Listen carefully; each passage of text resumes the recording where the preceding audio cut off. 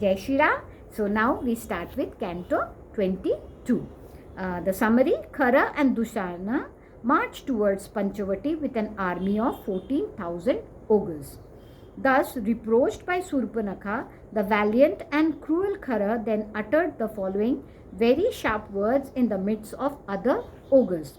This immeasurable anger of mine, arising from your insult, cannot be held in check like a powerful wave of the ocean. By virtue of my prowess, I hold of no account the human Ram, whose life is already worn away and who will be deprived of his life today, being killed by his own misdeeds. Restrain these tears and completely shed your fear. I am dispatching Ram with his brother to the abode of Yam. O ogress, you will drink today the red and hot blood of Ram, fallen on the ground, struck dead with my axe. Extremely delighted to hear the words fallen from the lips of Khara, she once again extolled in her folly her brother, a giant among ogres.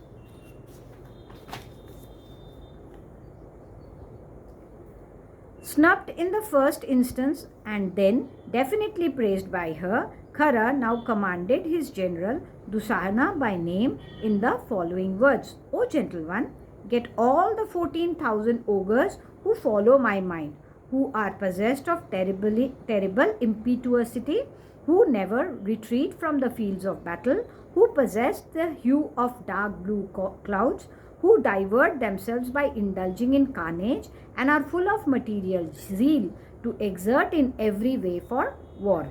Place before me quickly my chariot and bows, as well as my arrows, swords of divers kinds, and various sharp javelins.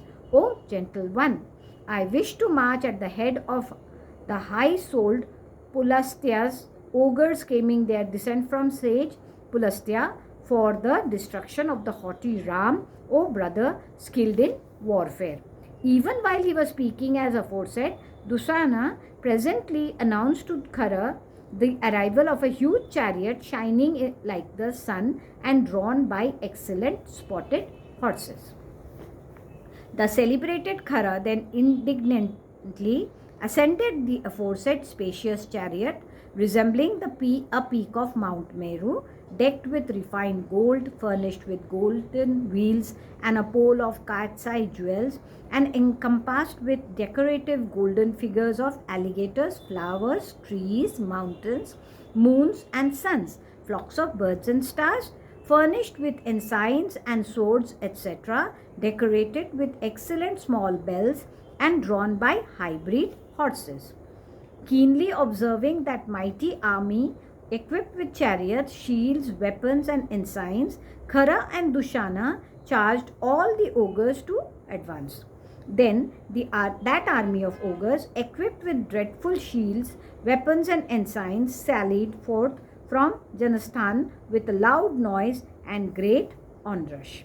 With clubs, patistas, darts, exceptionally sharp axes, glittering swords, discuses held in their hands, along with iron clubs, and also with javelins, fearful clubs tipped with iron, and huge bows, maces, scimitars, musalas, and terrible-looking thunderbolts seized by them, all the 14,000 of the most dreadful ogres who followed the mind of Khara sallied forth from Janasthan.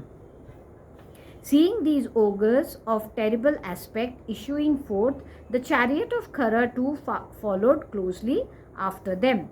Reading the mind of Khara, the charioteer forthwith spurred on those spotted horses decorated with refined gold. Urged with speed, the chariot of Khara, the slayer of his foes, quickly filled with its sound the four quarters as well as the intermediate points of the compass. With his indignation risen high and thundering like a cloud, raining hailstones, the very mighty Khara, who was seized with a fury to kill the enemy and look like death, urged on his charioteer once more in a sharp tone. Thus ends Canto 22 in the Aranyakand of the glorious Ramayan of Valmiki, the work of a rishi and the oldest epic. Jai Shri Ram.